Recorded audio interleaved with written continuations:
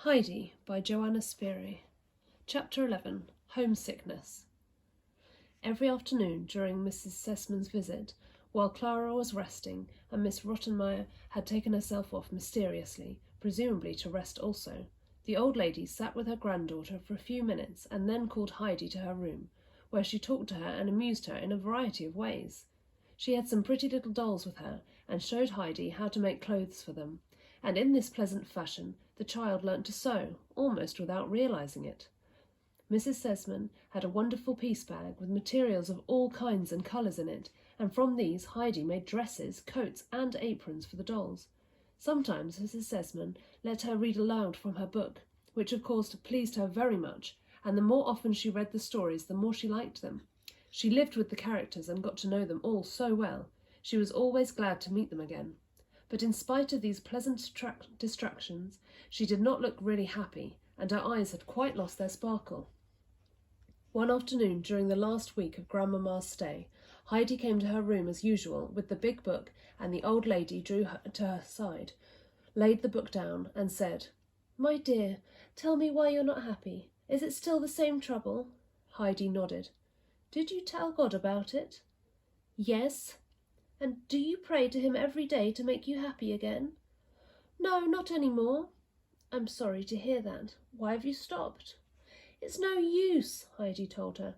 "God didn't hear me, and I dare say that if all the people in Frankfurt pray for things at the same time, he can't notice everybody, and I'm sure he didn't hear me." "Why are you so sure?" "I prayed the same prayer every day for a long time, and nothing happened." "It isn't quite like that, Heidi. God is a loving Father to us all and knows what is good for us. If we ask for something that isn't right for us to have, he won't give it to us. But in his own time, if we go on praying and trust in him, he'll find us something better. You can be sure it's not that he didn't hear your prayer, for he can listen to everybody at once. That's part of the wonder of it. You must have asked for something he thought you ought not to have at present, and probably said to himself, 'Heidi's prayer shall be answered, but only at the right moment, so that she will really be happy. If I answer it now, perhaps later on she'll wish she hadn't asked for it, because things may not turn out as she expects.' He has been watching over you all of this time, never doubt that, but you have stopped praying, and that showed that you did not really believe in him. If you go on like that, God will let you go your own way. Then if things go wrong and you complain there's no one to help you, you will only really have yourself to blame, because you will have turned your back on the one person who could really help you. Do you want that to happen, Heidi, or will you go now at once and ask God to forgive you and help you to find more faith and help you to go on praying every day and to trust him and make things come right for you in the end?" Heidi had listened very carefully to all this.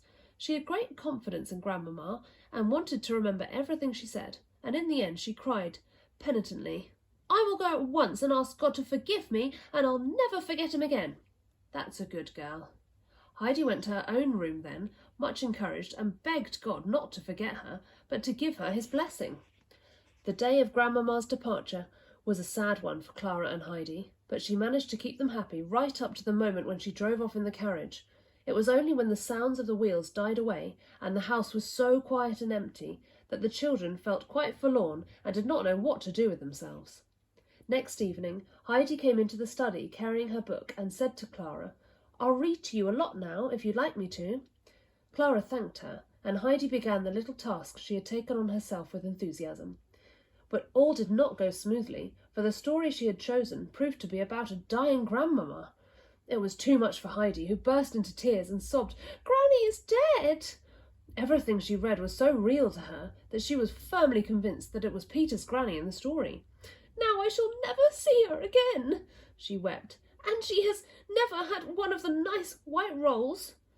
Clara had great difficulty in persuading her that the story was about quite another grandmamma, and even when she realised that she began to understand that, she was not comforted, for it made her realise that Peter's granny might really die, and her grandfather too, while she was so far away, and that if she did not go home for a long time, she might arrive to find everything changed and her loved ones gone for ever. Miss Rottenmeier came into the room during this scene, and as Heidi went on crying, she looked at her very impatiently and said, Adelheid, stop howling like this and listen to me. If I ever hear you making such a to-do again while you're reading to Clara, I'll take the book away from you and you shan't have it again." The threat had an immediate effect, for the book was Heidi's greatest treasure. She turned quite pale, quickly dried her eyes, and stifled her sobs. She never wept again after that, no matter what she read, but the effort it cost her sometimes produced such queer grimaces that Clara was quite astonished. "I've never seen anything like the faces you're making," she used to say. But at least Mrs. Rottenmeier did not notice anything, and at once Heidi had got over one of her spells of sadness. Everything would go smoothly for a time after that. Her appetite did not improve, however, and she looked very thin and peaky. It quite upset Sebastian at mealtimes to see her refuse even the most delicious things. As he handed them to her, he would sometimes whisper, "Just try some of this, miss. It's so good. That's not enough. Here, take another spoonful." But all in vain. She ate hardly anything, and when she was in bed and all the well-loved scenes of home came before her eyes, she cried and cried until her pillows were quite wet. Time went by, but in the town Heidi scarcely knew whether it was winter or summer. The walls and houses, which were all she could see from the windows, always looked the same, and now she only went out of doors when Clara was feeling well enough for a drive. Even then they saw nothing but bricks and mortar, for Clara could not stand a long excursion, and they only drove round the neighbouring streets when they saw plenty of people and beautiful houses, but not a blade of grass or a flower or a tree, and no mountains. Heidi's homesickness grew on her from day to day, just till reading the name of some well-loved object was enough to bring tears to her eyes, though she would not let them fall. Autumn and winter passed, and the bright sunlight shining again on the white walls of the house opposite set Heidi guessing that soon Peter would be taking the goats up to pasture again, and that all the flowers would be in bloom, and the mountains ablaze with light each evening. When she was in her own room, she used to sit with her hands over her eyes to shut out the town sunshine, and would stay like that, forcing back her overwhelming homesickness until Clara wanted her again.